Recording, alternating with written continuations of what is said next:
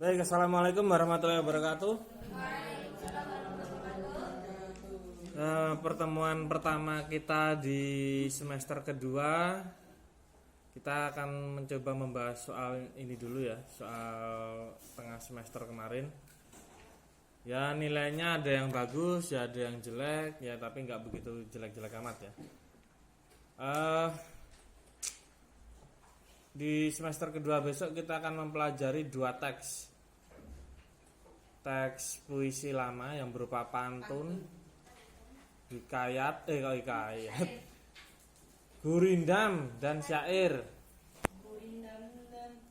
Dan yang yang teks keduanya itu fabel dan legenda. Tapi sebelumnya kita bahas dulu ini ya. Soal yang pertama itu apa toh?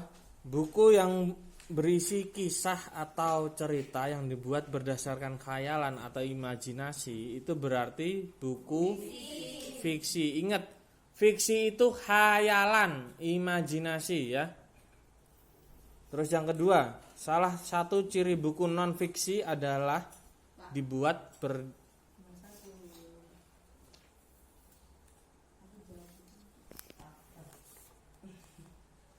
salah ya.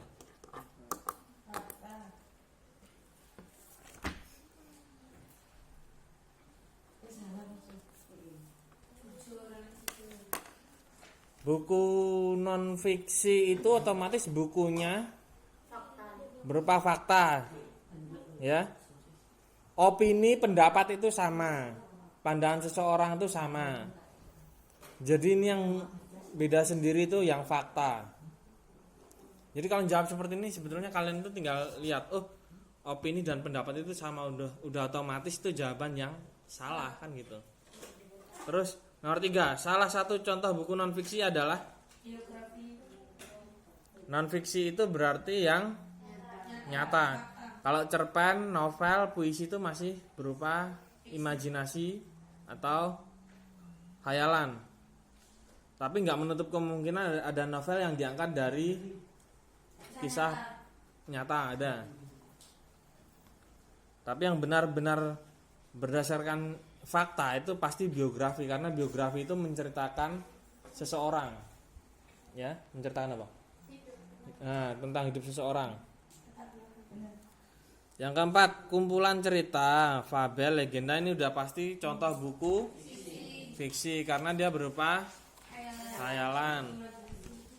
Yang nomor 5, itu banyak yang salah ya. Kalimat rangkuman yang tepat untuk menggambarkannya adalah, itu kan di bawah ada kuncinya itu. Setelah dibaca, ternyata buku tersebut menggunakan bahasa yang mudah dipahami.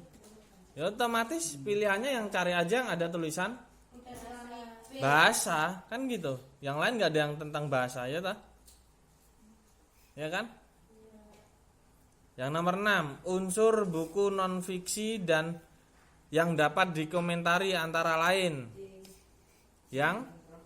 Yang C, karena apa?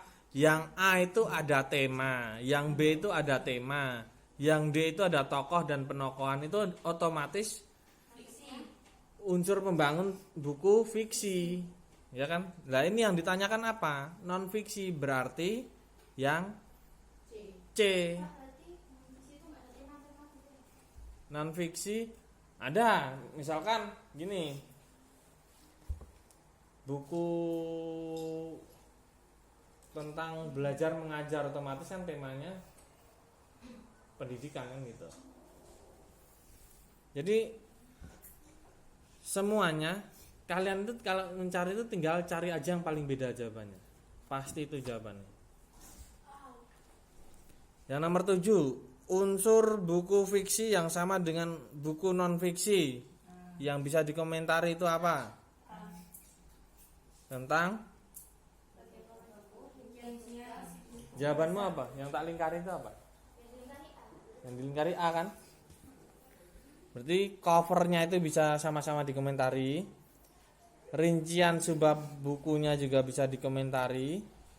Isinya juga bisa, bahasanya juga bisa.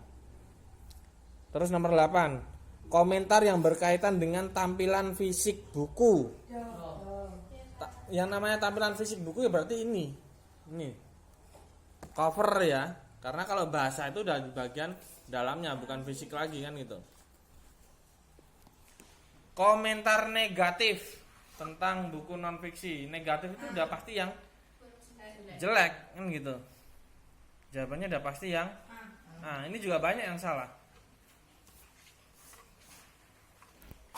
Nomor 10. Di bawah ini merupakan komentar buku fiksi. Udah pasti yang A ya, karena apa? Imajinasinya. Kan itu udah pasti menggambarkan buku fiksi. Jadi kalau menjawab seperti ini, kalian baca soalnya, baca pilihannya, itu nanti tinggal cari aja kata kuncinya. Oh, kalau soalnya tadi tentang kata kuncinya itu buku fiksi, otomatis jawabannya juga harus yang berkaitan dengan fiksi. Oh, apa? Oh, imajinasi. Oh, udah pasti itu jawabannya gitu. Nomor 11, gagasan pokok kutipan di atas. Udah pasti yang B ya. Sangat menarik. Sangat menarik ini masih luas. Nah, masih bisa dijabarkan. Penjabarannya itu kalimat 2, 3 dan 4. Nomor 12, simpulan kutipan di atas adalah, simpulan itu berarti dari keseluruhan. Jawabannya apa? B. Kenapa B?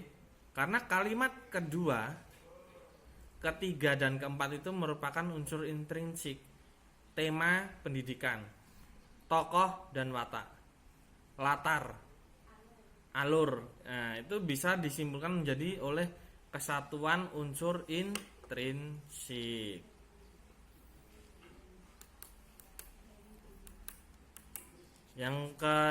Yang nomor 13, yang bukan merupakan hal yang harus kita lakukan saat meringkas buku. Yang bukan ya.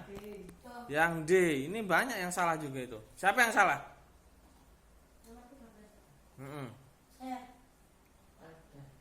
Nah kan? Yang bukan soalnya. Kamu ngapain beli buku banyak-banyak nek emang nggak mau kamu baca, nggak mau kamu ringkas, kan sama aja kan gitu. Jadi intinya yang bukan itu yang D, membeli buku sebanyak-banyaknya. Meh kulaan apa meh dodol kan. Dan 14, penggalan buku non fiksi adalah yang B. Ini udah pasti buku non fiksi. Kalau C, novel kan buku fiksi. Kalau yang D, pengarang sangat cermat menggambarkan watak-watak para tokoh. Itu udah pasti fiksi karena berkaitan dengan unsur pembangun buku fiksi. Kan gitu, watak. Yang A, gaya humor, sikap sinis, sarkasme para tokohnya, sama tokoh kan. Siapa yang salah?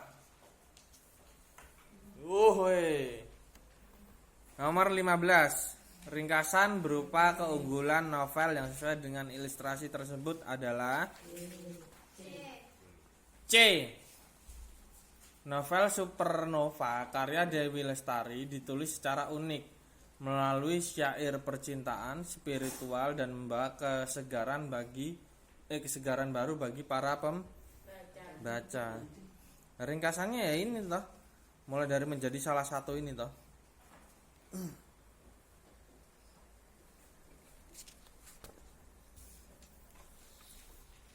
Nomor 16. Ada yang salah enggak? Siapa yang salah nomor 16? Enggak ada.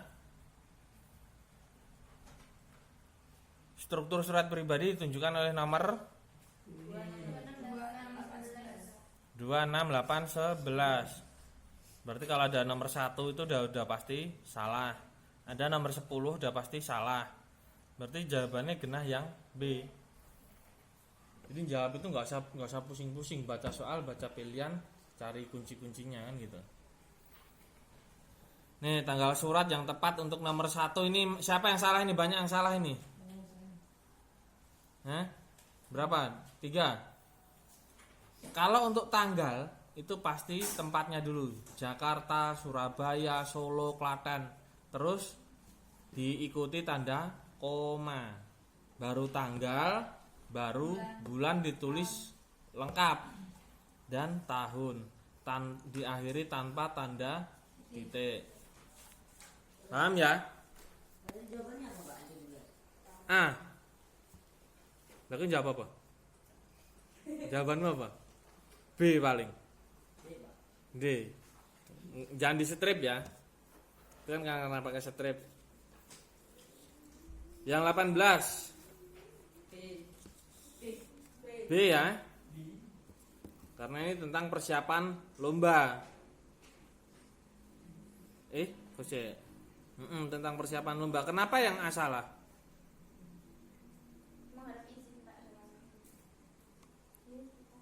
Ya, mengharap izin.